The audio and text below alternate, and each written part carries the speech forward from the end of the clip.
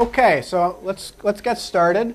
So I'm going to go from talking about course allocation, which is to financial markets. So a different market design problem, slightly higher stakes, than a little bit less mathematically interesting in some ways. But I'm going to talk to you. I'm going to make the case that our financial exchanges have a subtle but important design flaw. And that design flaw is continuous time trading. And I'm going to make a case in this paper for discrete time trading. So trading at very high frequency, but in discrete time using a batch process, as opposed to in continuous time using a serial process. So have in mind trading once per second or 10 times per second. And I'll go through more precisely what I mean by that. This is work that's joint with Peter Crampton, who many of you know, and John Shim, who's a PhD student at the University of Chicago. He's a former high-frequency trader. He spent 6 years at Jump Trading. And the motivation for our paper is what looks to economists like arms race activity in financial markets. And this is my favorite example of the arms race. There's a company called Spread Networks that in 2010 invested $300 million to dig a high-speed fiber optic cable from New York City to Chicago. This is a logo from their website illustrating the salient feature of this cable, which is that it was dug in a relatively straight line. Previous cables zigzagged along railroad tracks. They weren't optimized for speed. This cable shaved round-trip data transmission time between these two markets from 16 milliseconds to 13 milliseconds. So 16 thousandths of a second to 13 thousandths of a second. So to put that in context, blinking your eye takes about 400 milliseconds. We've been working on this paper for 3.5 years, which is in excess of 100 billion milliseconds. Industry observers called this an eternity. The joke at the time was that the... You know how many shares have been traded in that period? So most milliseconds have no trading activity, but there are occasional bursts. So daily trading, we can compute this. A day has 23.4 million milliseconds. Daily trading volume is 5 billion shares. So divide 5 billion by 23.4 million, you get trading volume per millisecond. So most milliseconds for most seconds for most stocks have no trading activity. But you'll see. But you'll see that there's a reason why relative speed makes a difference. If something happens, being a little bit faster than you is a big deal. So the joke at the time was that the next innovation would be to dig a tunnel, so avoiding the planet's pesky curvature. And this joke materialized. So Spread's cable's already obsolete, not tunnels. No one dug a tunnel from New York to Chicago, but microwaves. So microwaves are a different way to get a straighter line from New York to Chicago, because light takes a straighter path through air than it does through high-speed fiber optic cable. This is refraction indices. Yep. That data is private. So industry insiders think that they didn't price it correctly and that it wasn't as successful financially as they expected it to be. But we don't have revenue numbers. So at the very least, it wasn't as good a business as the guys who built it thought it would be. They didn't think they were aware that microwaves would be faster than high-speed fiber optic, but they didn't think it was a realistic engineering possibility, and they were wrong. So microwave technology has. I get to update this parenthetical from time to time. We're now at 8 milliseconds. I was at a high-frequency trading conference a couple weeks ago where turns out conferences are designed so that vendors can sell stuff to attendees of the conference, and the attendees are mostly high-frequency trading firms. So I could talk to all the microwave technology providers and learn about their latest offerings. It was a lot of fun. But we're now down to 8 milliseconds round trip. The speed of light bound is not too much lower than that. And there are analogous races occurring throughout our financial system, sometimes measured as finely as billionths of seconds. The most recent interesting innovation is the replacement of microwaves with laser beams. Lasers also travel faster through, light travels faster using a laser than it does through high-speed fiber optic cable for the straightness of the line reason, but lasers are more reliable in times of bad weather. So we're going to look at this arms race-like activity from the perspective of market design. What I mean by that here is that we're going to assume that high-frequency trading firms and those building high-speed fiber optic cables are optimizing with respect to market rules as they're presently given. But we're going to ask whether these are the right rules. So we're going to get around a lot of the public discussion on high-frequency trading, which has a moralistic tone to it. High-frequency trading is evil, or high-frequency traders are heroes. And instead, we're going to ask at a deeper level, what is it about market design that's inducing arms race-like behavior, and is this design optimal? And our central point is going to be that the arms race is a symptom of a basic flaw in the design of our financial markets, and that flaw is continuous time trading. And our alternative is to make time discrete. So a little bit more specifically, we're going to propose to replace continuous time limit order books with discrete time, what we call frequent batch auctions. So auctions are uniform price double auctions conducted frequently, so think once per second or once per 100 milliseconds. And by batch, I just mean that orders from over the course of a second are batched together and processed in a batch using an auction, whereas the current market design is a serial process.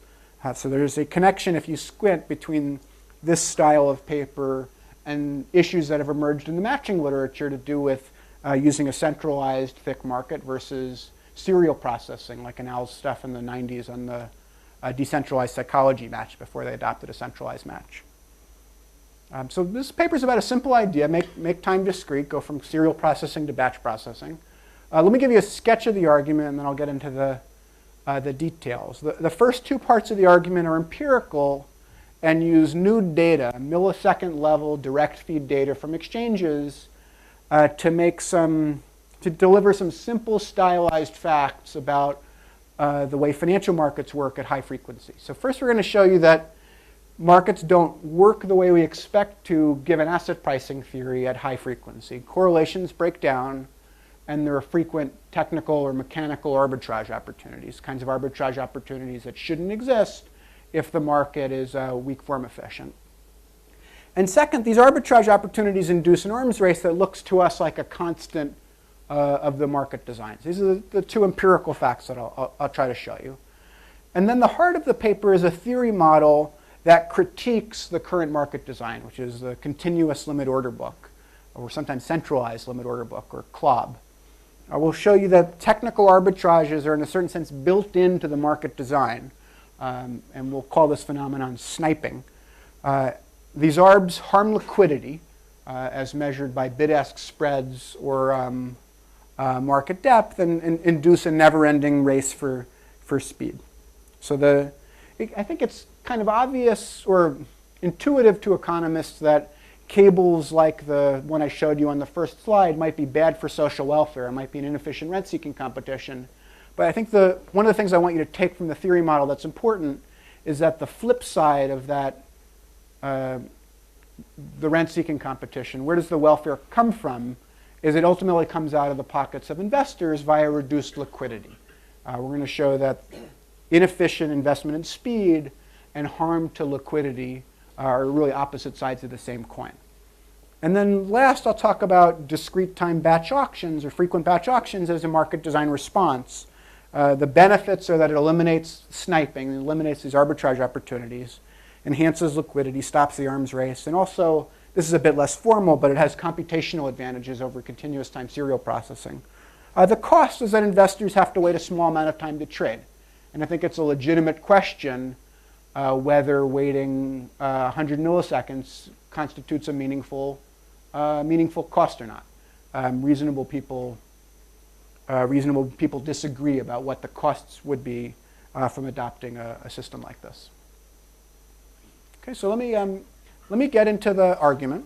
So I first want to just describe, because I imagine many of you in this room are not familiar with the exact rules of the continuous limit order book.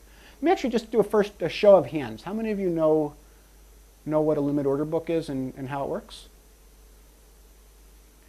Good. How many of you know what the Gale-Shapley algorithm is and how it works? Anyone know what daily volume is on limit order books? So they're important markets. So in US equities markets alone, average daily volume is about 5 billion shares, $100 billion. It is a big market. I think annual trading volumes on the order of a few trillion in U.S. equities alone. But let me just describe how this market works. It's an important market. So the basic building blocks of limit order. Limit orders specify a price, quantity, and a direction. So buy 100 shares of Google stock at $100. Most of the time. Yeah, the language is a price, quantity, and a direction, and that I'll give you the interpretation of this language in a moment. Traders submit limit orders to the market at any time during the trading day, and they can also cancel or modify outstanding orders at any time.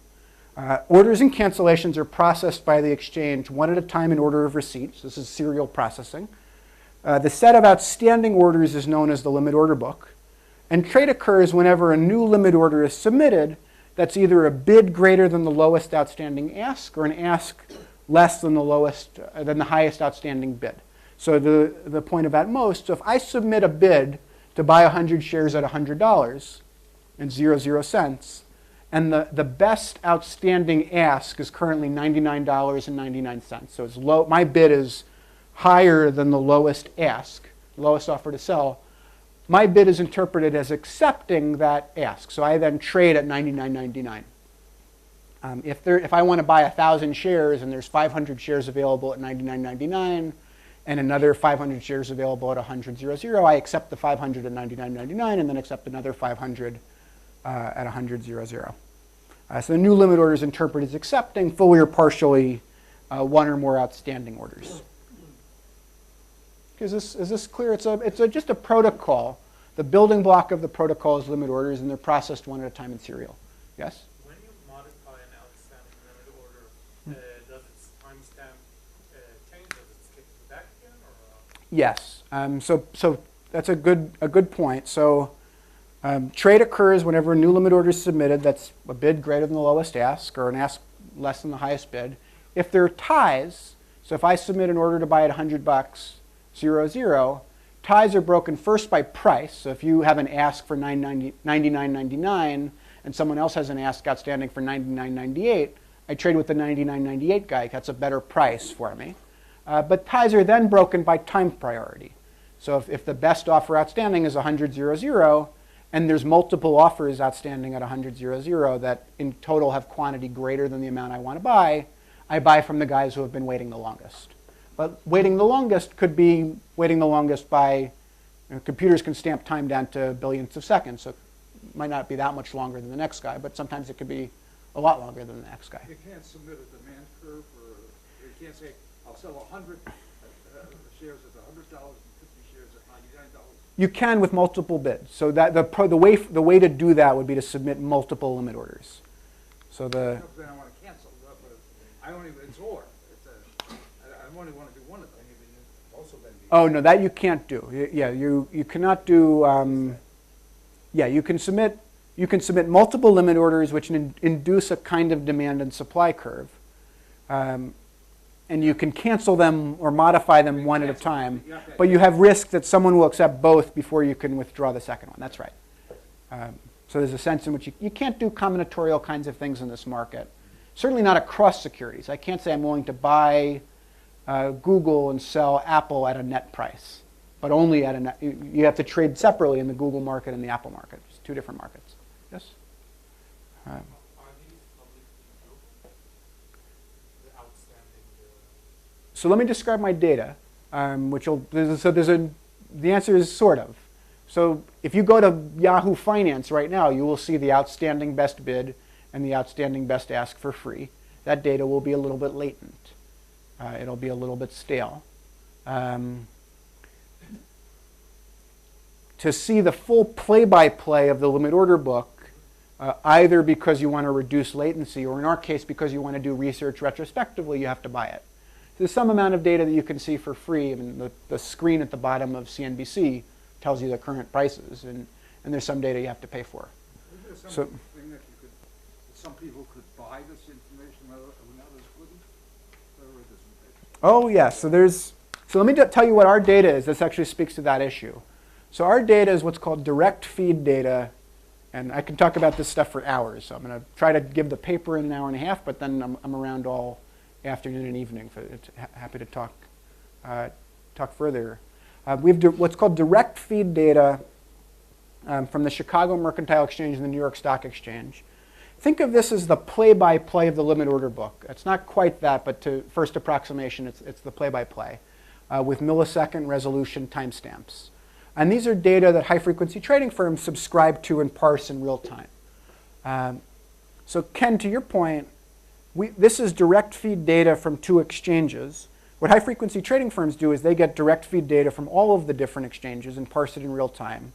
One of the many controversies about high-frequency trading is the latency difference between the direct feed data, which has accurate millisecond level timestamps, and what's called the SIP feed, or the Securities Information Processor feed, which aggregates data from the 13 different stock exchanges into a single feed and then disseminates it.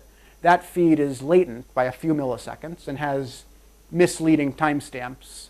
And in those few milliseconds, if prices are changing, there's an opportunity to exploit traders who are perceive the wrong price. And that's gendered a lot of controversy. So there's many different market design reform proposals on the table. At the moment, one of the simplest ones, which I kind of expect to happen, is to eliminate the discrepancy in these data feeds. I think the real way to eliminate the discrepancy between data feeds is to go to discrete time. In continuous time, there'll always be some discrepancy between. I mean, there's no such thing as you and I observing the same information at the same time in continuous time. Discrete time recovers the possibility that you and I could observe the same information at the same time. Still, if it's fine, if the time periods are very fine, you've got the same probability occurs. Discrete, yeah, meaningful discrete time. So in a continuous time serial process, it's literally impossible. If you and I see the same information and react to it at the same time, and that's what's going to happen in our model, one of our requests will get processed before the other because it's a serial process. So batch processing recovers the possibility that you and I can see the same information at the same time and respond to it at the same time and be processed together in a batch and compete on price as opposed to speed. But a batch interval of 1 nanosecond isn't going to be meaningful. A batch interval of 100 milliseconds, that's a long time for a computer. So you should think of the batch interval as long for a computer and short relative to human decision making. So we have direct feed data from the CME and the New York Stock Exchange. Our empirical. Just to make sure, when you say play-by-play, you mean not only the execution, but the whole order book. The whole order. You see when they cancel, even if it was not executed, right? Yeah. So there's small differences between what we see in the 2 data sets, but roughly speaking, we see the whole order book and how the whole order book. Actually, what we see in both data sets is the whole order book and every change to the whole order book as it happens, accurately timestamped. The difference is in the New York Stock Exchange data, if we go in the Chicago Mercantile Exchange data, if there's 1,000 contracts offered and someone buys 100, we'll see that the trade occurred for 100 shares and that there's 900 left. In the New York Stock Exchange data, we'll just see that there's 900 left, but we won't be able to distinguish between whether someone bought 100 or someone withdrew 100. That's not going to matter for any of the work we do, but that's the difference between the 2 data sets. And that's just what happens to be researcher available. Incidentally, it's expensive and hard to get this data. It took us many months of contract negotiations with the exchanges and a lot of money, as the University of Chicago generously supported the research. But this type of data is hard for researchers to get. I'm going to focus primarily on some very simple stuff. So a pair of securities that track the S&P 500 index. The E-mini S&P 500 futures contract, which trades in the Chicago Mercantile Exchange, and the Spider S&P 500 exchange-traded fund, which trades on the New York Stock Exchange and also trades on NASDAQ and all the other equities exchanges. And we have data for 7 years, from 2005 to 2011. So mostly I'm going to do simple stuff with this data.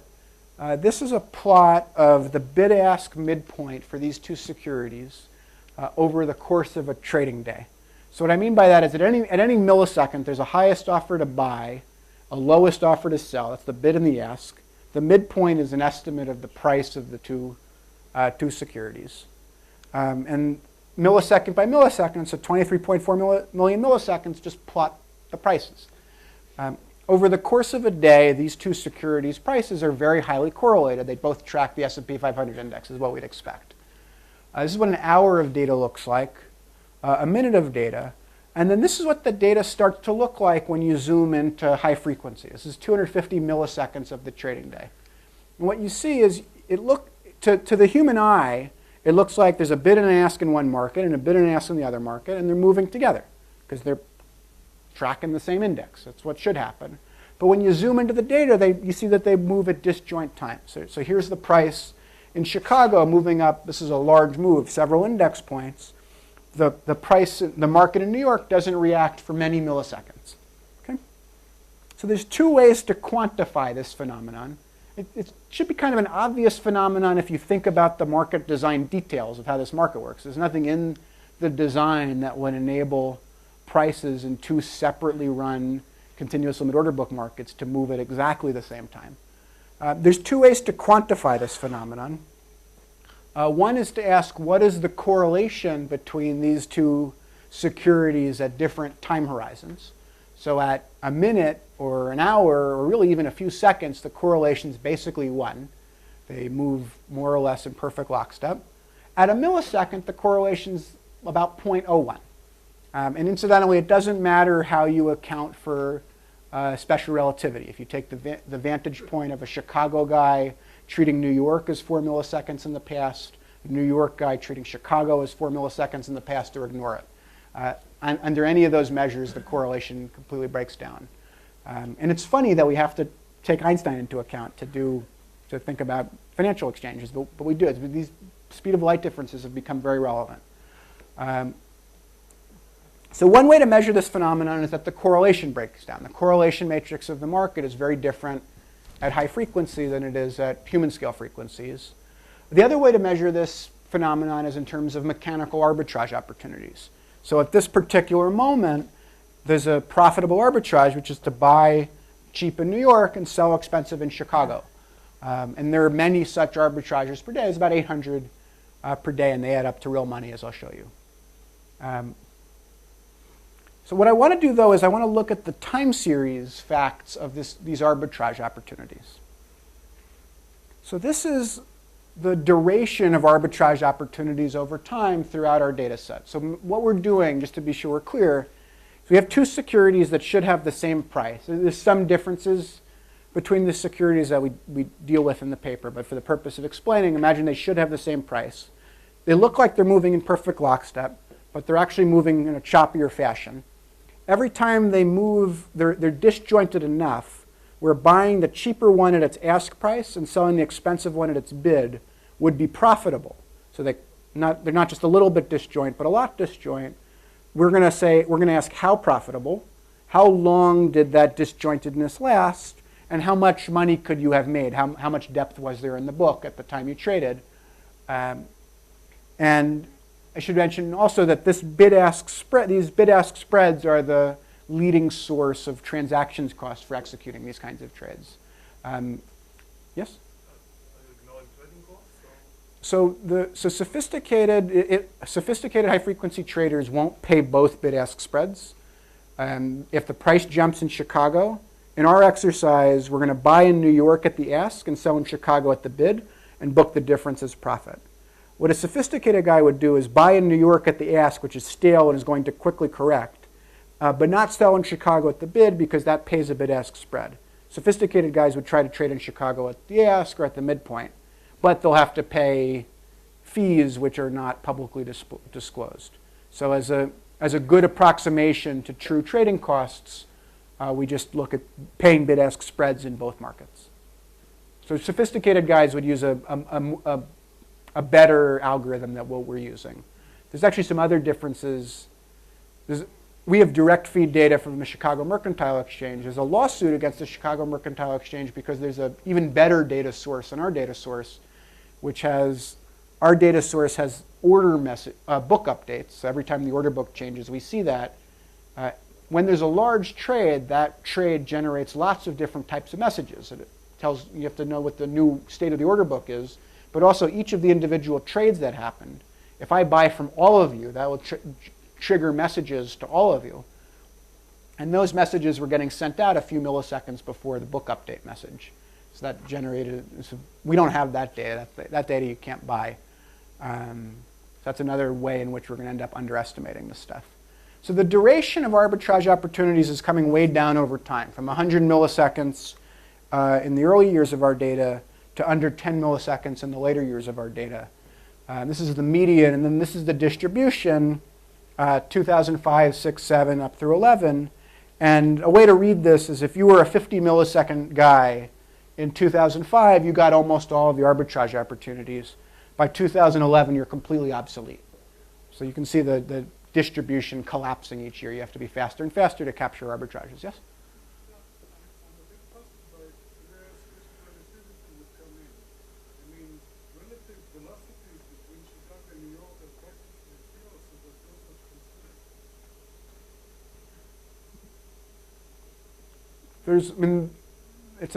There's a 4 millisecond.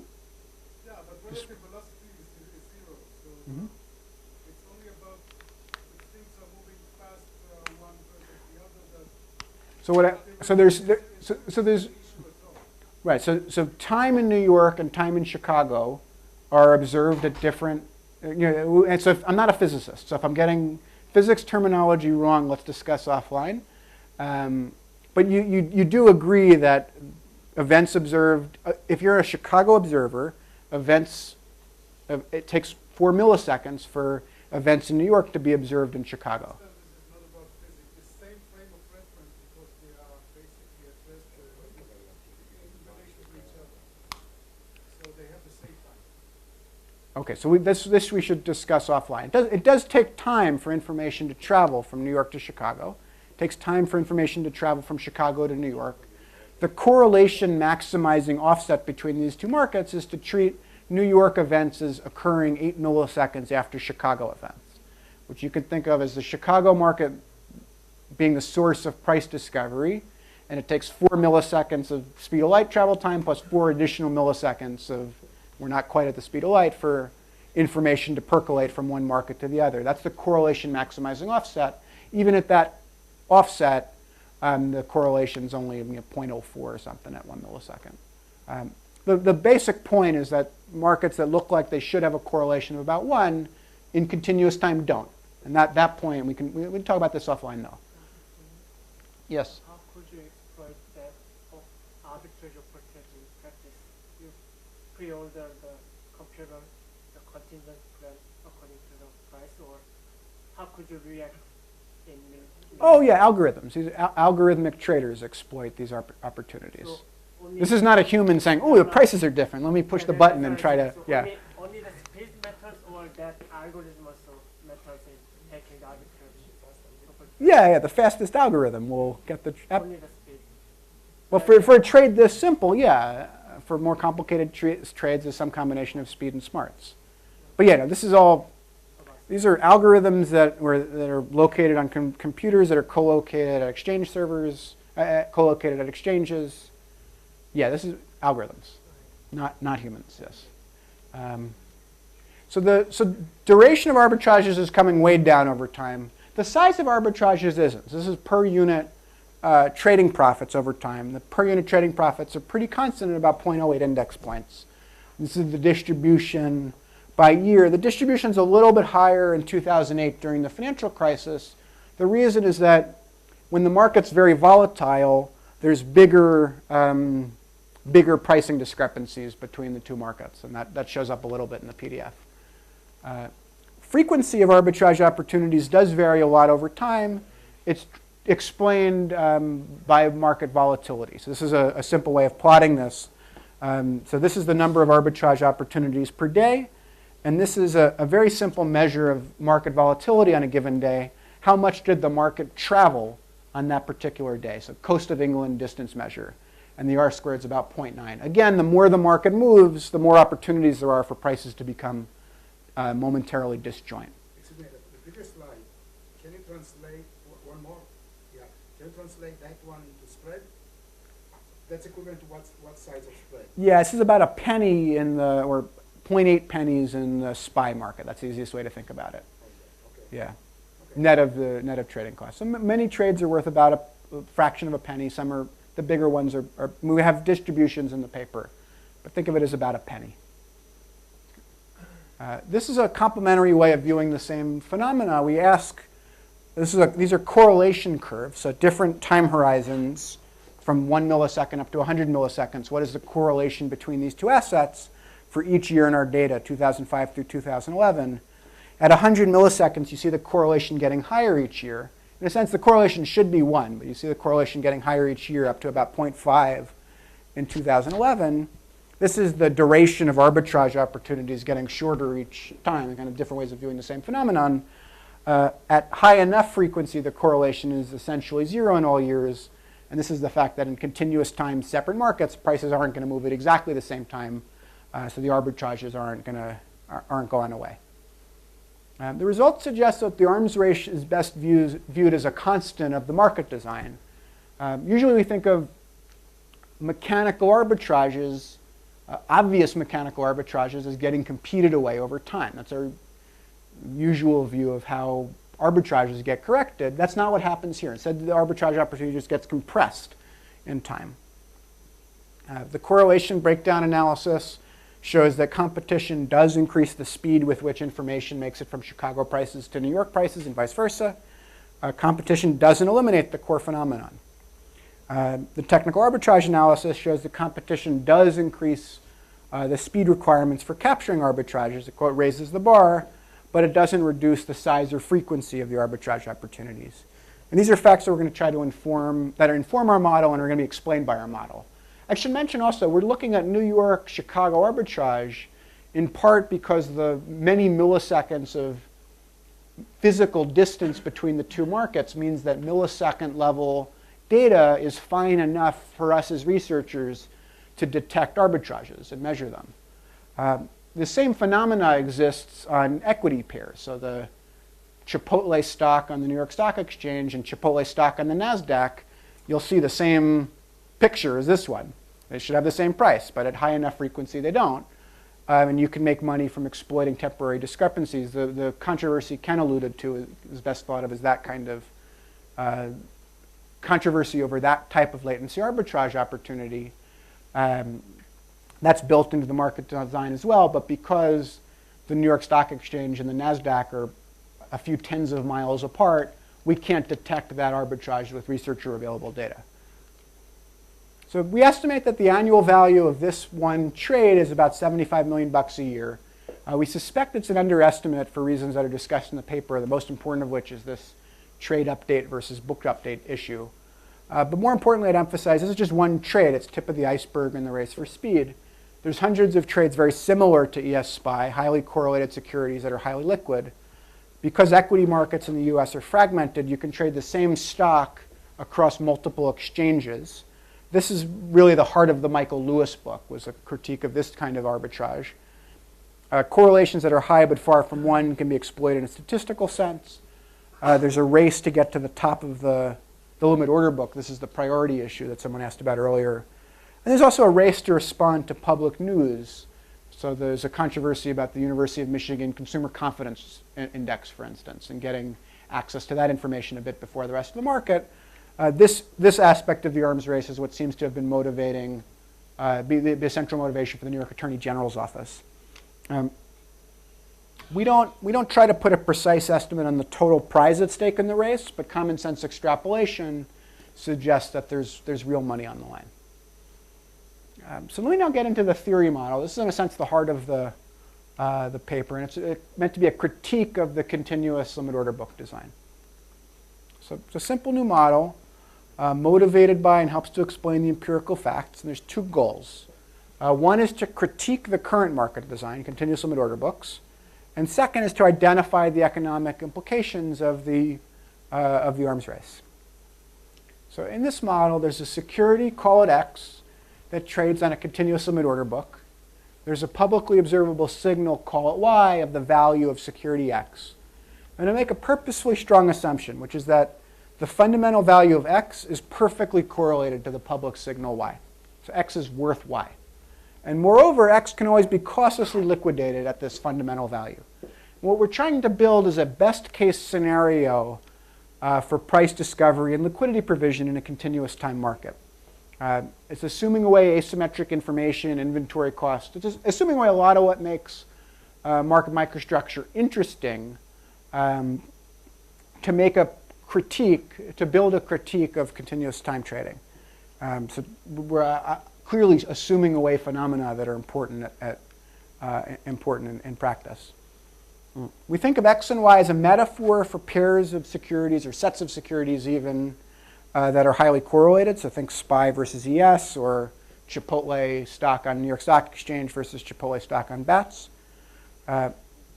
This signal Y evolves as a compound Poisson jump process. So there's an arrival rate lambda jump with which jumps arrive. There's a jump distribution, big F jump.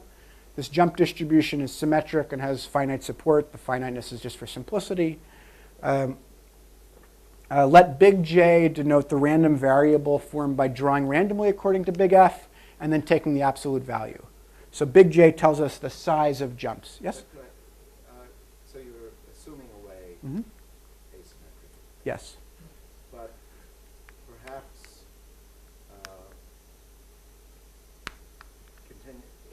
continuous time Mm-hmm. trading helps if there is, or faster and faster Mhm. trading helps Yes. if there's asymmetric information. The faster you can incorporate. Mm-hmm.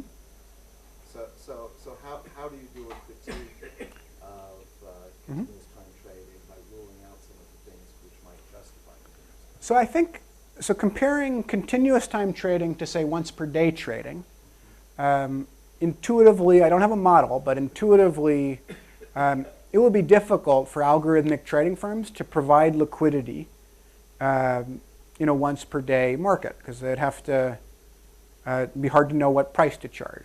Whereas in a fast market, you can use prices a moment ago plus any new signals to figure out prices now. The implicit assumption here is that asymmetric information, let me think how to put this, so that going from a continuous time serial process market to a discrete time batch process market where the discrete time interval is extremely fast, say 10 milliseconds or 100 milliseconds, won't cause market making firms to be less able to provide liquidity in the presence of asymmetric information. I think that's an implicit assumption. I think that's an important question. I think a natural, I think you'll see from this model that the turning off asymmetric information allows me to build a critique of continuous time trading that's powerful. Turning off asymmetric information and building up the case for a new market design, in a sense, you want the model to be as simple as possible to critique, but for building up a theory of a new market design, it would be nicer to have a richer model. I think that would be a natural question for future work, is in a discrete time market with asymmetric information, how do we expect information to get into prices? So I think that's an important question. But I think when you see the critique over the next 5 to 8 slides, you'll see why I turned off asymmetric information. And I think you'll agree that there's something screwy about continuous markets, which is that you can make arbitrage rents even from symmetrically observed public information.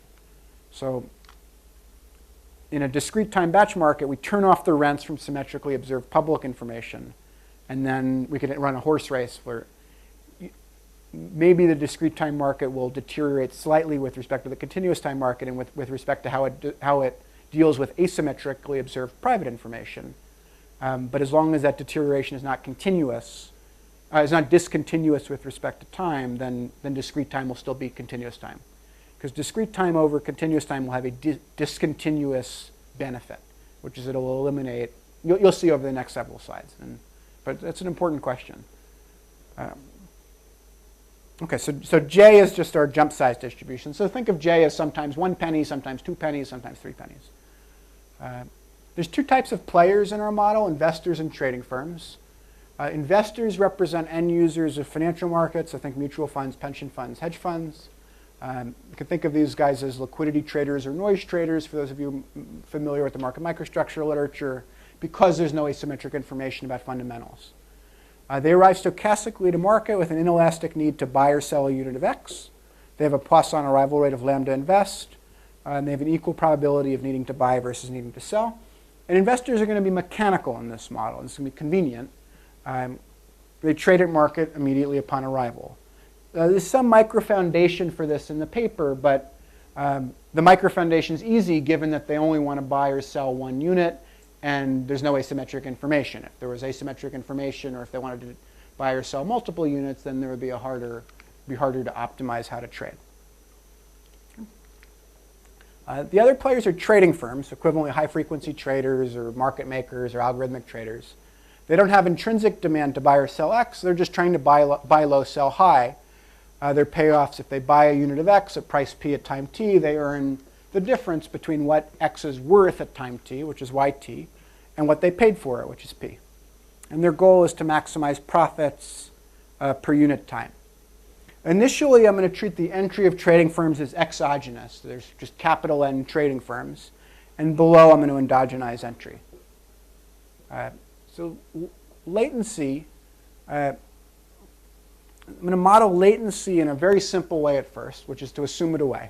So in the case where I'm treating the entry of trading firms as exogenous, I'm going to also assume that there's no latency for any market participant, traders or investors, in observing innovations in the signal Y. So whenever this public signal Y jumps, everybody in the market, investors and trading firms, observes this with 0 time delay for free. And moreover, there's no latency in submitting orders to the exchange. So if my computer and your computer send orders to the exchange at the same time, they reach the exchange at the same time, and then they're just processed in a random order. This is the serial processing feature of continuous trading. Alternatively, you can think of this as a metaphor for we're transmitting orders to the exchange with small random latency. So again, we're trying to build up a best case scenario for trading on a continuous limit order book. Below, when I endogenize entry, I'm going to add some latency in observing Y, and endogenize entry by allowing trading firms and investors, but really trading firms, to pay a cost to reduce the latency with which they observe Y. Okay, so given this model setup, and Eric, these next few slides are going to be what I hope to focus, why I turned off asymmetric information. So given the model setup, you might conjecture that competition among trading firms would lead to effectively infinite liquidity for investors. So because there's no asymmetric information, no inventory costs, you might expect that trading firms should be able to offer to buy or sell X at price Y. So 0 bid-ask spread, and they should be able to do so in large quantity. But that's not what's going to happen in the continuous market design due to a phenomenon we call sniping. So suppose Y jumps, so from Y lower bar to Y upper bar. And think of this as the moment in which the correlation between the signal Y and the security X temporarily breaks down. So trading firms providing liquidity in the market for X send a message to the market, to the continuous limit order book. They send a message to withdraw their old quotes based on the old signal, Y lower bar, and to replace it with new quotes based on the new signal, Y upper bar. At the exact same time, however, other trading firms send a message to the exchange trying to snipe the stale quotes. So they try to buy at the old prices, old quotes based on Y lower bar before these quotes are withdrawn. So I'm providing liquidity, a bid and an ask. There's a public signal Y. Y jumps. I send a message to cancel the old quotes, replace with new quotes. All of you send a message to buy at the old quote, to buy at the old ask.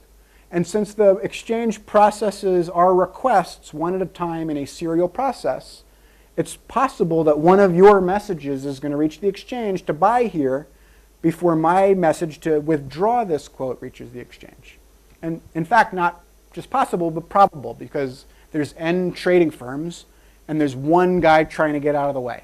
So for every one guy trying to withdraw, everybody else will try to snipe. So when there's a big jump, liquidity providers get sniped with probability n-1 over n. Okay? So in a continuous limit order book, symmetrically observed public information creates obvious mechanical arbitrage opportunities. These are not supposed to exist in an efficient market. They're closely associated with the correlation breakdown phenomenon. For reasons I can get into, if you like, was kind of missed by the extant literature. The The microstructure literature has always modeled continuous limit order books using a discrete time sequential move abstraction of continuous limit order books, which is an innocuous assumption for some kinds of analyses, but which precludes the possibility of multiple guys reacting at the same time to symmetrically observe public information. So the models kind of turned off this possibility that drives sniping. Mechanically, our sniping phenomenon's very similar to Gloston-Milgram adverse selection, but the adverse selection is caused by the market design as opposed to asymmetric information. And equilibrium, this cost is going to get passed on to investors. That's why we should care about it. So let me now go into what this equilibrium looks like. Investors trade immediately when their demand arises. They buy or sell at the best ask or bid. Investors are mechanical. The trading firms, of the n trading firms, one's going to play a role we call liquidity provider, and the other n-1 are going to play a role we call stale quote sniper. The liquidity provider maintains a bid and an ask for 1 unit of x at a spread of s, which we'll derive below. And if y jumps, they just cancel the old quotes, replace with new quotes. The sniper is if y jumps and the jump is big. So if the jump is small, there's nothing for a sniper to do. But if the jump is big, they're going to try to buy at the stale ask, or if the jump is big and negative, they'll try to sell at the stale bid. And trading firms are going to be indifferent between these two roles in equilibrium. And in practice, the sorting is stochastic. There are some high-frequency trading firms that specialize in liquidity provision, some that specialize in sniping, and some that do both, depending. You can think of that as the stochastic part. Why do you say if the jump is small, there's nothing for a sniper to do? Why wouldn't the sniper always want to exploit it? Oh, if the jump is smaller than the bid-ask spread, because I'm going to derive a bid-ask spread in equilibrium. That's right. So in equilibrium, the bid-ask spread is going to be such that trading firms are indifferent between these two functions. The returns to liquidity provision, well, if an investor shows up, I make my bid-ask spread. I make S over 2. If I charge a spread of S, I make half for half. The costs of being a liquidity provider, if there's a jump, and the jump is bigger than half my spread, then I lose money. I lose the difference between the jump size and my spread with high probability, with probability n-1 over n. Okay. So there's benefits and costs to liquidity provision. Being a sniper has benefits. If there's a jump and the jump is big, I make the difference between the jump and the bid-ask spread with probability 1 over n, the probability that I win the race.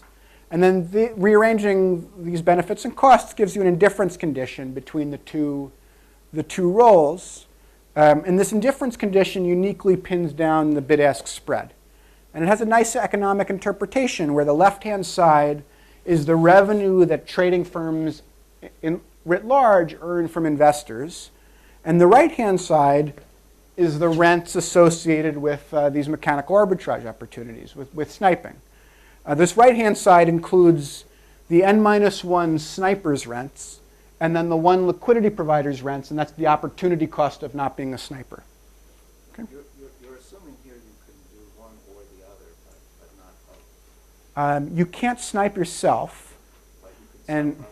you could snipe others, but because investors show up wanting to buy or sell just one unit, there isn't a role for a deep book.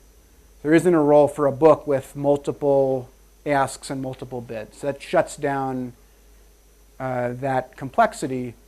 In a richer model, in practice and in a richer model, if I have multiple orders in the book and you have multiple orders in the book and there's a big jump, I'll try to cancel my orders and snipe yours.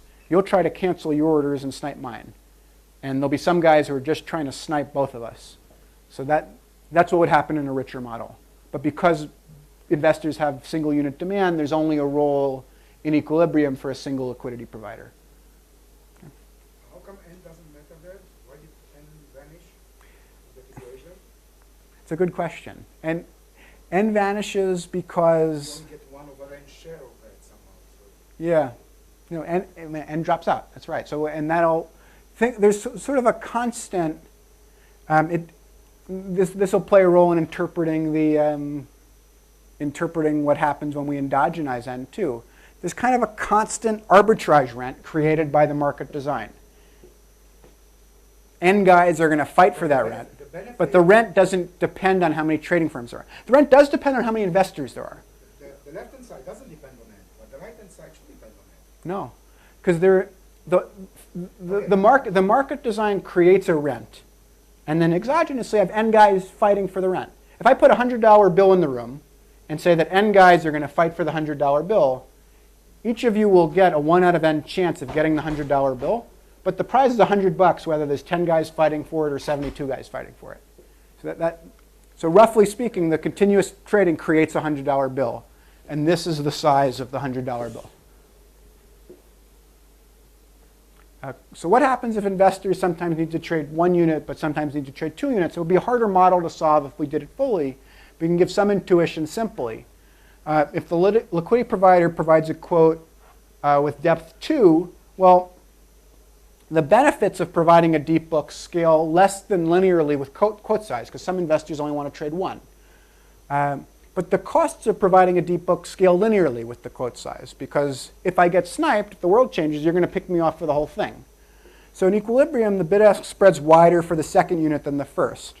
So not only do we get a positive bid-ask spread, even without asymmetric information about fundamentals, but we get thin markets too. So these are an analogous phenomena to what we get in models with asymmetric information. The positive bid-ask spread you could think of as Gloston-Milgram. The thin markets you can think of as Gloston. We have an additional, think about what we're doing as showing you can get these same phenomena even without asymmetric information because of the continuous market design.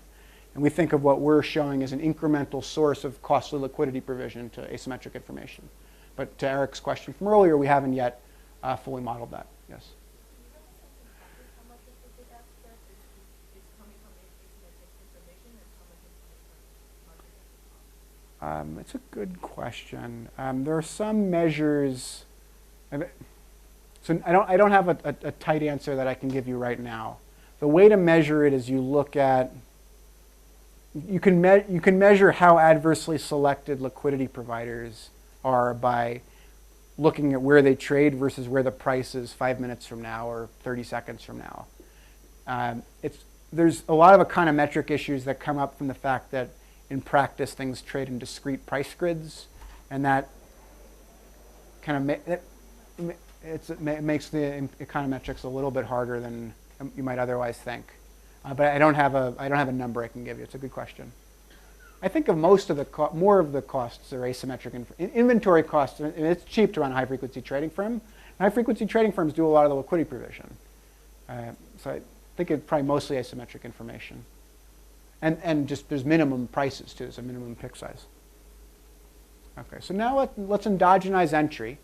I'm going to do this in a simple way. So trading firms before could observe signal Y immediately for free.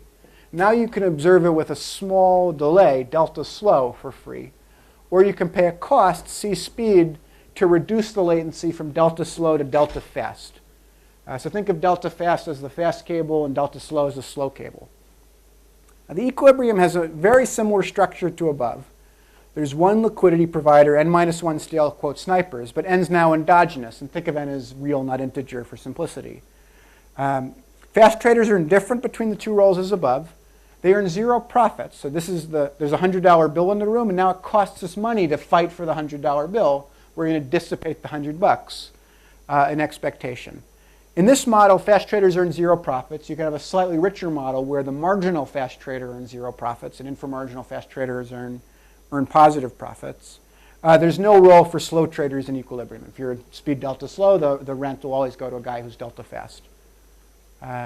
So again, the equilibrium has a similar structure to above. The 0 profit, you now have 0 profit conditions in addition to an indifference condition. So these two, 0 profit condition for liquidity providers, 0 profit condition for snipers, because both are 0 profits, that's also an indifference condition. For a liquidity provider, the revenue from trading with investors minus the cost of getting sniped equals the cost of speed. For the snipers, the benefit of sniping equals the cost of speed. Together, these two equations describe equilibrium. They uniquely pin down the spread S and total entry N. And it also pins down indifference between the two roles. If you rearrange stuff, you get a nice equation where the left-hand side is the revenue from investors And the right-hand side is investment in speed technology. So the economic interpretation is that the expenditure by trading firms on speed technology ultimately is borne by investors via the Bidask spread. So you get an equivalence between the prize in the arms race, which you can think of as this, but times 1, not times 1 over n. Expenditures on speed, which is this, and the cost to investors, which is this. So arms race profits have to come from somewhere. Is S higher or lower than it was before? It's exactly the same. It's the $100 bill, and we're now just expending resources to get the $100 bill. It's exactly the same as before. The market design, and this model turns off asymmetric information and inventory costs. The market design creates a rent, a mechanical arbitrage rent, which creates a source of costly bid-ask spread. It's exactly the same spread. It's exactly the same size of the prize. It's just now we're expending resources to get at the prize. That's the only thing that's changed. Yeah. Do you have a condition that guarantees that liquidity providers invest in the speed? So, If M is very large, then there's no reason. so liquidity providers are going to be indifferent Oh yeah, because they're also snipers. because they're going to recover their opportunity cost of. Yeah, no, it's the same, because when you snipe, you also, taking away is just the same as sniping. Yeah, so everybody's indifferent between being in and out. If a sniper's out, then someone else wants to be a sniper who's in. If the liquidity provider's out, it's kind of easier to study the equilibrium. If the liquidity provider is slow, there's now room for a fast liquidity provider who also snipes the slow liquidity provider. But if you didn't account for that, a liquidity provider could just be slow and get sniped with probability 1 as opposed to probability n minus 1 over n. So that's a model for your first line of your presentation. The cable provider, the one that put the cable, he gets all the rent here, Yes. right? Because the traders get 0. And Yep. just what the investors pay, which is S, goes everything to those to pay for the speed. Yes. For the cable, right? Yes. So yeah. So what is a simple? So we can't measure. There's two high frequency trading firms that have filed public documents with the SEC. Virtu, which tried to go public, and then they filed their S1 about a few weeks before the Michael Lewis book, which was kind of bad timing in retrospect, so they yanked it. And GetGo, which reverse merged into Knight Capital Group, so they have some publicly available information. And from those two firms, you can infer speed costs, or you can approximate speed costs, and or estimate rather. And I'll use that data a little bit in what follows, but overall, it's not really known what are the total expenditures on speed in this industry. You'd have to somehow also account for the human capital costs of very smart, highly paid PhDs going into shaving microseconds. It's hard to measure the total costs. Conceptually, what this tells us is that the total costs get dissipated and passed through to investors. Okay. The traders, they make no profit.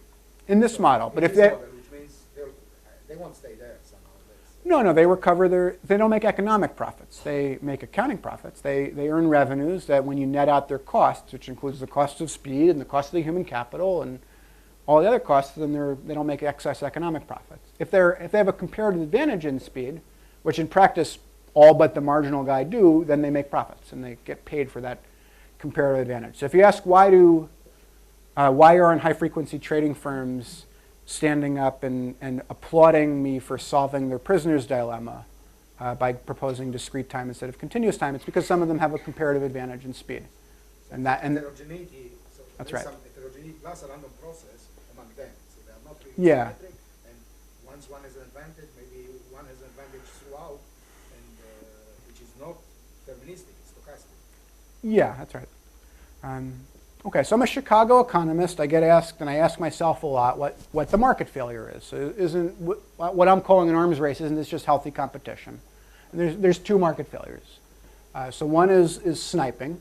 So there's mechanical arbitrage opportunities that are built into the market design. This violates the weak for efficient market hypothesis.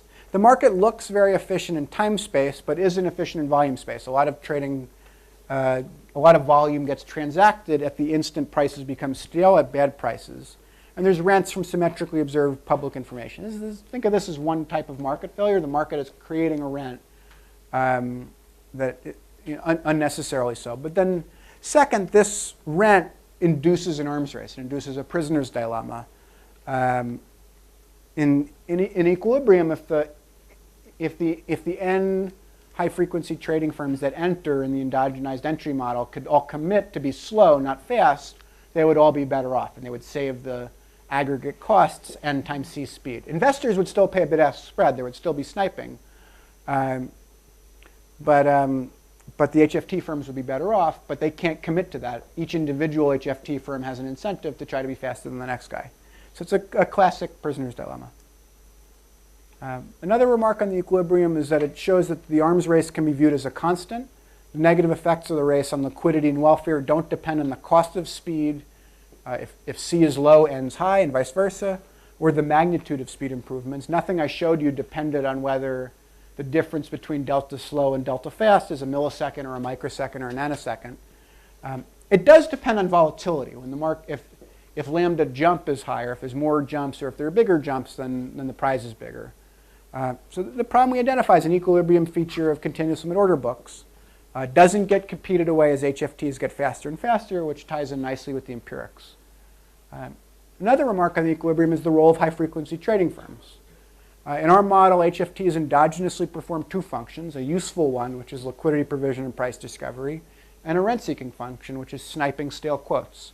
They're indifferent between these two roles in equilibrium. The rent-seeking probably looks like zero-sum HFT on HFT combat, but it ultimately harms real investors because it's zero-sum among HFTs, but it's not zero-sum when you separate out the different functions of HFT. The liquidity providing function is losing money to the sniping function. Frequent batching is going to preserve the useful function but eliminate the rent-seeking one. Any idea of magnitude? So the best way to get at magnitudes would be if we could get total costs expended in the arms race. That's been estimated. The highest numbers I've seen are $20 billion a year. The lowest numbers I've seen are a couple $2 billion a year. So that would be one way to get a sense of magnitudes. But there aren't public numbers on HFT firms are very private for good reasons. So there aren't public numbers on the total expenditures on speed. Another way to get at the total size of the prize is we show that for one trade, the S&P 500 arbitrage, the annual prize is $75 million. And there's many trading up. That's a big one. I mean, it's a very liquid, those are two very liquid markets. But that, we don't try to extrapolate from that one number to the total size of the prize is X. Maybe we should do so. But $75 million for one pair of securities when financial markets have lots of pairs of securities suggests that the total prize is probably quite large. But I don't know if I don't think it's trillions of dollars. It's some number of millions of dollars, billions of dollars rather. But I don't want to put forward a specific number. I think it's just dangerous and there's no one number that I could be sufficiently confident in. You said that there's a spread that's less than 1 penny, right? Bidask spread, it's like less than 1 penny. Yeah, I think what So resonates. the spread is much bigger than that. That's relatively not such a huge amount. I'm not sure I get the question. I mean, you said that all this HFT accounts for, or all this arbitrage account for something less than 1 penny. Oh, on average in our And that's trade, spread. yeah, that's right. I mean, in real data, not in the model. Yeah, in real data, yeah, that's right. That's not such a large amount relative to the spread, to the real spread that exists. Well, it's a big fraction of the spread. It's a big fraction of the realized spread is one way to. And so I don't want to. Okay. It seems like I don't think this is the biggest problem in finance. And my guess is if we, I think in the Michael Lewis rhetoric of retail investors should worry about the costs caused by high frequency trading firms. I think I disagree with that. I think retail investors should worry more about the fees they pay. But I think it's a big number. I don't want to pin my hat on one specific number though. On the Bidask spread point, since you asked about it, this is data. I'm often asked, well, but aren't markets much more liquid today than they were before high-frequency trading? And what are you complaining about? This is data from Virtu's IPO filing on Bidask spreads. The title of the figure is Narrowing Bidask Spreads. They said change in spread negative 35% from 2003 to 2013. But if you look at their data, all of the improvements 2003 to 2007, and then it's flat to up since 2007.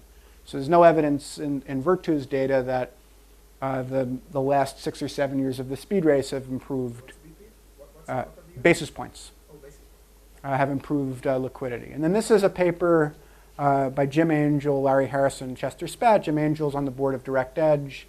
Larry Harris and Chester Spat are both former chief economists of the SEC, and they have a slide that is the section of the paper is called "The Cost of Trading Large Blocks has come down over time," and it's true. But all of the gains were in the period pre-2002 in their data. So there's a lot of empirical. Cost, or it's also indirect from the form that there are trades coming.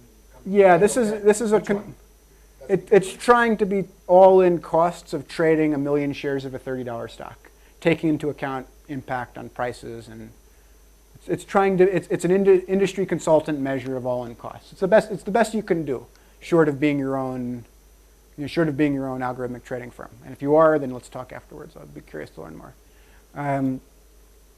So I think broadly speaking, the empirical record is unambiguous that IT has been good for financial markets. Information technology has reduced the costs of accessing liquidity, but there isn't evidence that the microsecond and millisecond level speed race has been good for liquidity. Okay, so let me spend the last 20 minutes describing frequent batch auctions as a market design alternative to continuous trading. So high level, it's analogous to a continuous limit order book, except time is discrete, and there's discrete time that necessitates batch processing. A little bit more specifically, divide the trading day into equal length discrete batch intervals, say 100 milliseconds. During the batch interval, traders submit bids and asks, just as before. They can be freely modified, withdrawn, etc. If an order is not executed in the batch at time t, it automatically carries forward to t+1, to t+2. Orders remain outstanding until either executed or canceled. At the end of each interval, the exchange batches together all of the outstanding orders and computes market level supply and demand curves. There's two cases. So if supply and demand don't cross, then there's no trade. Everything remains outstanding for the next batch. And this is going to be a common case. So here's a picture. So here's a supply curve and a demand curve, which you can also think of as a limit order book. Most stocks in most seconds have no trading activity. What would this look like in frequent batch auctions? It would look like the market flashing like this over and over and over again every 1/10 of a second. And then case 2 is supply and demand do cross at a price P star. Bids greater than P star and asks lower than P star transact their full quantity at P star. It's a uniform price auction. Bids and asks of exactly P star might get rationed. Let me just show you what this looks like and then get back to rationing. So imagine you have a market that's flashing like this over and over and over again, and then someone shows up and they want to buy at market. And here's a guy who wants to buy willing to buy at a penny above market. Well, demand crosses supply at P star. All of this demand trades. And the supply is going to have to get rationed, right? There's this much supply, but only this much demand at that price. So we're going to have to ration it.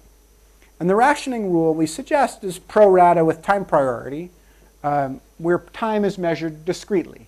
So if my order has been in the book for more intervals than your order, my order has been in the book for 10 seconds, your order's only been in the book for 7 seconds, my order has priority over yours.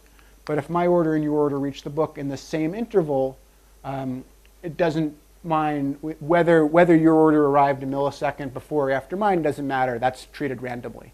So that's pro rata within batch intervals.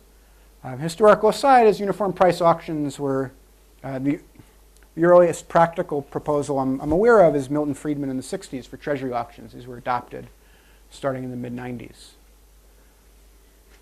Okay, so after the auction's computed, and one other thing I want to point out here is that these two cases where either the market is is flashing over and over again the same supply and demand curve, or there's a small amount of trade at the ask, or there could be symmetrically a small amount of trade at the bid. Think of this as the cases that are most analogous to current practice with a continuous time process. If there's a big news event, though, and there's a flurry of algorithms all reacting to this big news event in some 100 millisecond interval, then supply and demand could look very different 100 milliseconds from now. And then the market processes using an auction rather than first come, first served. Yeah? When are the bids and asks actually become public? So that's what I'm going to describe on this slide. So after the auction's computed, the following information is announced publicly. So the market clearing price, the quantity, and the supply and demand curve. So optionally all of the bids and asks as well. So between the second, between interval differences that they're not being pure surprises. So in the current market, in continuous markets, I submit a bid, it gets processed by the exchange and then announced publicly. In this market, I submit a bid, it gets processed by the exchange at the end of the time interval and then announced publicly. What you wouldn't want to do is announce it publicly before it's processed, because that could lead to all sorts of gaming, where I could submit an order to buy 1 billion shares and then yank it, and then submit an order to sell 1 billion shares and then yank it, none of which is binding, because stuff only becomes binding at the end of the interval. So that's the reason for that choice of information policy. Alternatively, you could make the bids public if you forced them to stay in force, or if you allowed them to opt to stay in force. That's worth talking about offline. I think you could. It's probably not a good idea, but there's some arguments I've heard made that it might be useful to allow orders to opt to display their orders, in which case they wouldn't be allowed to cancel within the rest of the interval, but they would maybe be rewarded with higher priority. But that's worth talking about offline. So this is the point we just discussed. The new activity for the time t batch interval, batch auction is not visible during the time t batch interval. You instead see everything afterwards. So you see the market as it was a latency ago, which is as you see in continuous markets, you see the market as it was a latency ago. It's a fiction that you can see the market as it is right now and trade right now at current prices. You always see the market with some latency. We're just codifying that. Okay, so that's the sense in which it's analogous to current practice. So why does frequent batching eliminate the arms race? So there's two reasons. The first one's kind of obvious, which is that discrete time reduces the value of a tiny speed advantage. So suppose I'm a slow guy who's trying to provide liquidity and there's one fast guy in the market. In the continuous market, the slow liquidity provider is vulnerable to being sniped by the fast guy for all jumps in Y. Anytime Y jumps, the sniper is going to pick me off before I can adjust if he's faster. Whereas in the discrete market, liquidity providers are vulnerable to being sniped only for a small proportion of jumps in Y. So if this is the interval from 0 to tau, tau minus delta fast is, if you will, the event horizon for a fast guy. Anything that happens before here, the fast guy sees in time to react. Anything that happens after here, the fast guy doesn't see in time to react. Tau minus delta slow is similarly for the slow guy. It's only stuff in this sliver of the interval from tau minus delta slow to tau minus delta fast, where the fast guy can react to news and the slow guy can't. So this is meaningful, but it's small. Right? It's delta over tau, where delta is the difference in speed between fast guys and slow guys. So you reduce the value of a speed advantage by proportion delta over tau. Secondly, frequent batch auctions. So delta is delta slow minus delta fast. Yeah, the difference in speed, exactly. So if I'm a millisecond faster than you, And that's relative to the interval. in the intervals of 1,000 milliseconds, 1 over 1,000. Because 999 times out of 1,000, if something happens, we both have time to react or neither of us react. Great question.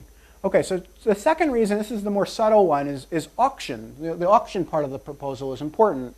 Auctions change the nature of competition from speed to price. So as above, suppose there's a slow guy attempting to provide liquidity to investors. And suppose exogenously that there's n greater than or equal to 2 fast traders present in the market. And suppose there's a jump in Y in the critical interval. So there's something interesting happens here, where the fast guys see it and the slow guy doesn't. So the market's here. I'm vulnerable to being sniped. In the continuous market, one of you would snipe me, and I would lose the difference between the new value and the old value. In the batch market, there's many of you who see the new prices here, and there's an auction, meaning that there's incentive to bid to compete on price, to bid more than the next guy. And in Bertrand competition, price is driven up to the new correct level. So an interpretation is that you no longer make money from symmetrically observed public information. Why doesn't this In the continuous market, because requests are processed serially, competition is based on, let's say this is, competition is whoever's the first to accept here.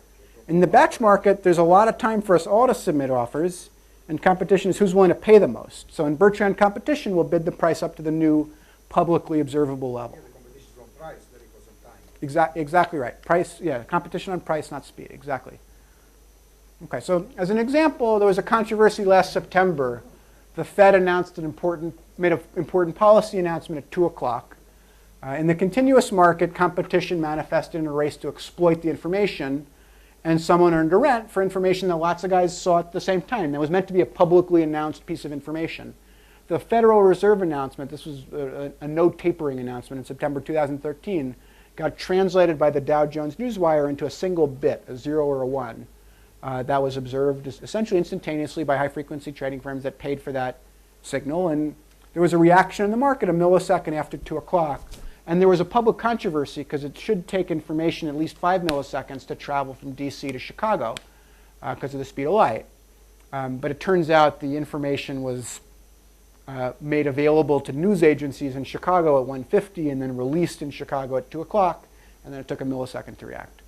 In the batch market, all this goes away. So it becomes irrelevant. Competition just drives the price to its new correct level at 2 o'clock and a penny. Sorry, 2 o'clock and a second. I misspoke. Price is discrete, right? We trade in pennies. And we're making an argument that time should be discrete, too. So nobody earns a rent if it's publicly observable information. If you interpret the information better than the rest of the market, you earn a rent. But if it's just if there's, you don't earn a rent from publicly observed, symmetrically understood information. Okay, so equilibrium of frequent batch auctions. Let me just describe equilibrium quickly. I've given you the kind of key points, and let me just translate this into what equilibrium looks like. In the exogenous entry case, Bertrand competition drives the Bidask spread to 0, and there's effectively infinite depth. There's no sniping. Fast traders earn 0 gross profits. They don't recover their costs, so this isn't going to be an equilibrium once we endogenize entry. I think of this equilibrium as just highlighting the difference between frequent batching and continuous trading. This isn't a prediction. It's more of highlighting the intellectual difference. There's no longer rents from symmetrically observed public information. The mechanical arbitrage opportunities from sniping are eliminated because competition is price, not speed. And the spread goes to 0, which we'd expect given that we've gotten rid of asymmetric information. It might be useful for thinking about the transition to frequent batch auctions in which some fast traders already have sunk costs in speed technology. If we endogenize entry, if tau is sufficiently long relative to delta, then in equilibrium, trading firms aren't going to pay to be fast. And we can get an equilibrium in which slow trading firms provide liquidity in this model at 0 Bidask spread. And the key condition is that it's not worth it for a fast trader to enter with the intent of picking off the slow traders. And the equation is delta over tau is the proportion of time that if something happens, I see it and you don't. Lambda jump is the probability that something happens. You're now charging a 0 Bidask spread, so I get the whole jump amount if there's a jump in this critical interval, and I get the whole depth of book, which we call Q upper bar. If the depth of book could be infinite, then we have trouble, but it's called Q upper bar. And then this has to be less than the cost of speed to ensure that fast traders don't want to enter to pick off slow traders. And then we can try to quantify or calibrate all of these ingredients to give a sense, it's very rough, but to give a sense of how long is long enough to stop the arms race. So for any finite Q bar, this condition is satisfied for long enough tau. So very rough calibration. So delta is the speed difference. Think of this as a speed difference between state of the art in 2014 and state of the art in 2013. These data aren't public. So this is kind of cobbled together from discussions with people in the industry, but I don't have sources for this data. Just meant to give a sense of magnitudes. Let's say in equities, so the difference between state of the art and not state of the art in equity on equity arbitrage might be 100 microseconds. New York, Chicago kinds of trades might be 500 microseconds. Lambda jump, think of this as the number of arbitrage opportunities. Let's think of it annually. E of j is the size of each arbitrage opportunity. And our data was like a penny a share. We expect narrower spreads, so we're going to use 2 pennies a share. Again, this is meant to be very rough. Q bar is the depth of the order book in the batch auction. Currently, the Spider security has 30,000 shares of depth. We're predicting greater depth, so we'll use 100,000 shares. Cost of speed is the hardest thing to pin down because there's just not good public data. We can use information from Virtu's IPO filing and from GetGo, well, Knight Capital Group's public SEC documents to get at numbers for C speed. When you put it all together, it's kind of a baseline might be 0.4 seconds, very rough. We get numbers as low as 12 milliseconds and as high as 6 seconds. And in the paper, we also analyze equilibrium if tau is shorter than this threshold. So if tau is 1 millisecond, we know how to analyze equilibrium. It's just less elegant. So just to summarize, the benefits of frequent batching are enhances liquidity, narrows spreads and increases depth, and it stops a socially wasteful arms race. The cost is that investors have to wait until the end of the batch interval to transact. I have about 7 minutes left, so I'm going to make a few more remarks. So in practitioner discussions of policy responses to the high-frequency trading controversy, I've focused so far on liquidity and a socially wasteful speed competition. The policy discussion often talks about stability. So it's been focused on events like the flash crash or the NASDAQ outage or the NASDAQ Facebook IPO debacle or the Knight Capital programming error debacle. We have a lot of reasons, these are all informal, to think that discrete time batch processing has computational advantages over continuous time serial processing, which might relate to the stability conversation. So I include it in the paper because I think it's interesting in relation to this practical discussion, but there's no theorems in any of this, and so take it as informal. Our overall point is that continuous time markets implicitly assume that computers and communications technology are infinitely fast, kind of assumes away latency, whereas discrete time respects the limits of computers and communications. As an algorithmic trader in the continuous time market, you're always uncertain about the current state. There's a temptation to trade off code robustness for speed. You should read Donald McKenzie, a sociologist of finance based in Scotland, just wrote a nice piece in the London Review of Books where he interviews high-frequency traders and learns about their coding practices. And the way high-frequency traders write code is it's very beautiful. You admire it. It's incredibly stripped down because every error check takes time, and you want to get rid of error checks. A lot of the code's programmed directly into chips. But there's an incentive to trade off robustness of code for speed. Whereas discrete time is kind of cleaner to program. A lot of the complexity in algorithmic trading programming goes away if you go to discrete time. You get information at time t, make decisions for time t plus 1. So it's cleaner. For exchanges in a continuous market, exchanges are given a computational task, which in a sense is mathematically impossible because they're going to have latency and backlog. Every computational process by an exchange is trivial, but even trivial ones take non-zero time. Whereas discrete time computation is simple for exchanges. I had a research assistant code up frequent batch auctions on his laptop using the rate of message activity during the flash crash. And it took like 10 milliseconds to clear in the worst case. So it's not zero, but 100 milliseconds would be an eternity relative to how long it takes to program batch auctions. And as a regulator in continuous markets, the audit trail is difficult to parse. This comes back to Ken's question about the SIP feed versus the direct feed, whereas discrete time yields a simple audit trail.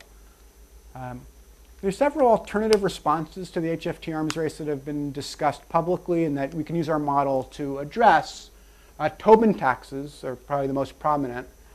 Tobin taxes do partially mitigate sniping, but the cost of the tax gets passed on to the investors. And for the tax to be effective, the tax would have to be large relative to jumps.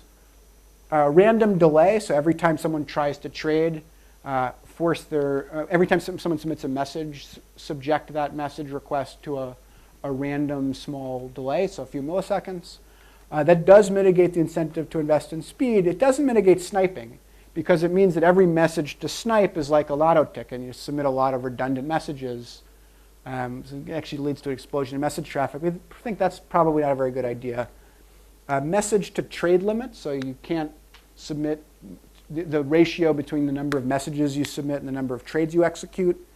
I think this kind of mistakes cause an effect. High message to trade ratios are an equilibrium consequence of the market design. Minimum resting time, so every time you submit an order to the book, you have to leave it there for a second. That's just a bad idea. It exacerbates sniping. It means you're vulnerable. You're kind of a sitting duck. IEX, the heroes of the Michael Lewis book, their market design idea is a speed bump, a 350 microsecond delay in the time it takes for any message to reach the exchange, in combination with what they call price sliding to the national best bid and offer midpoint. I actually think this is quite clever. If I'm providing liquidity and the world changes, it takes me 350 millionths of a second to yank my quotes. It takes you 350 millionths of a second to exploit my quotes. So that's just the same phenomena, but delayed by 350 microseconds. That in and of itself doesn't do any good. But the price sliding means that if they see that the prices on other exchanges, on the New York Stock Exchange or the BATS exchange, are now different, they automatically slide stale quotes to the new national bid-ask midpoint. So they kind of protect you from getting sniped, which is very clever. But it only works while IEX can free ride off of the price discovery on the rest of the lit market. So it kind of relies on price discovery happening elsewhere, and then IEX being able to trade at prices discovered elsewhere. So I think it's quite clever. I don't know what it looks like when they get big. Right now they're half of 1% to 1% of the market. Yes? If stale prices are Mhm. the big problem, Mm-hmm. why not give people an opportunity to say, before the transaction takes place, you still want to transact at that price? So I think you'd want to, I think the right way to do that would be to asymmetrically treat liquidity taking messages and liquidity providing messages, so liquidity removing, canceling messages. So if you try to, let's say the world's changed and you and I both see it and you try to snipe me. Let's say your message to trade is placed in a holding tank for 5 milliseconds. If in the next 5 milliseconds I have seen the public signal and adjust, you don't get to trade with me at a stale price. But if I haven't seen that, you trade with me at the stale price. So that's kind of a way of accomplishing what you're requesting.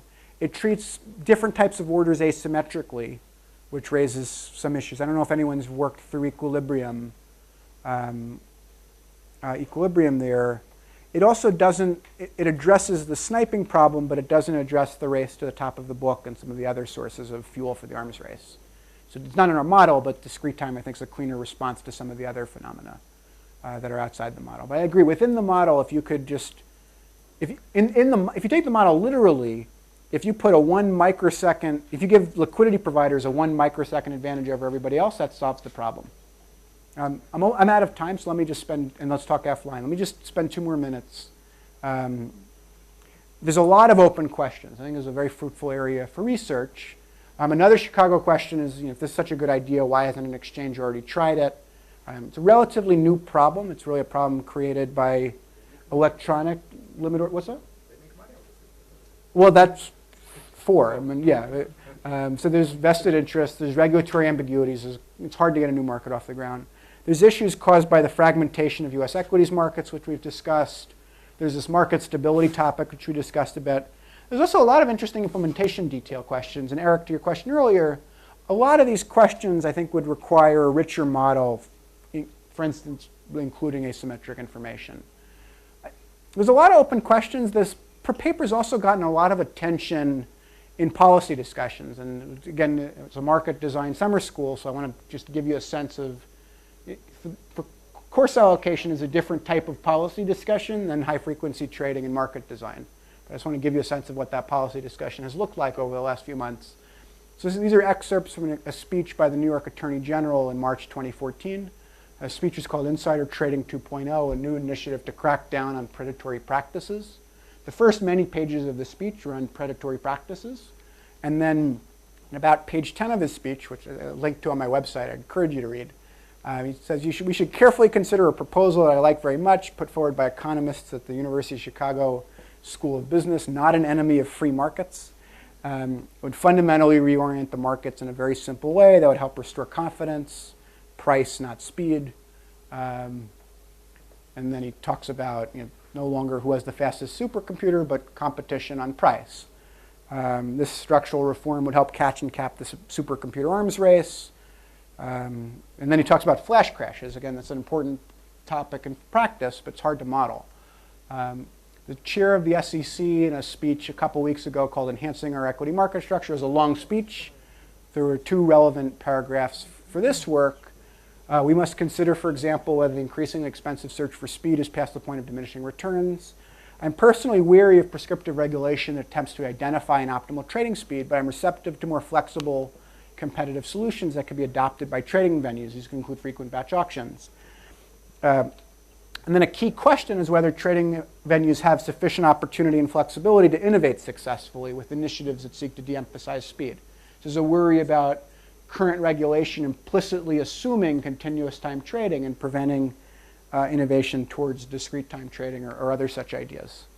There's a Bloomberg editorial from last week called, I think I might have the wrong date on this. This is from last week, not from June 5th. The SEC chair's speech was June 5th, called Slowing Down the Stock Market. Today's stock market's falling short. Fixing the problems will require more than a tweak here and there, which is kind of an implicit dig at the SEC chair's speech. One idea that's winning converts would replace the 24-hour continuous trading of stocks with frequent batch auctions. Why would that help? It goes through the argument. The idea is a good pedigree, and they talk about Milton Friedman. Make another flash crash less likely. Auctions would reduce the need for dark pools. Not in the model, but interesting. Conflicts of interest. And then the last paragraph, Goldman Sachs Group, among others, is interested enough in frequent batch auctions that it's working with Budish. We don't have a formal relationship, by the way. There's no confidentiality agreement. There's no money. We've just been talking to find an exchange that will conduct a pilot program and a regulatory agency that will monitor the results. Mary Jo White, the SEC chair, indicated her interest in batch auctions. She should make it a priority to conduct a test program. It's a promising idea. So this is a live design idea. In a perfect world, I'd have several years to work on all of these open questions and then descend down from the mountain and with answers to all of these open questions. So that I don't live in that perfect world. So this should be an interesting few years. There's a lot of live design ideas. High-frequency trading is getting a lot of attention at the moment. But with that, let me wrap. We look at HFT arms race from the perspective of market design. The root problem isn't evil high-frequency traders. It's flawed market design. The alternative is discrete time batch process. Continuous times of fiction, correlations break down, and there's frequent arbs. These arbs induce an arbs race. The root cause of the arms race is the market design. It's a never-ending equilibrium feature of the design, and it harms liquidity and is socially wasteful.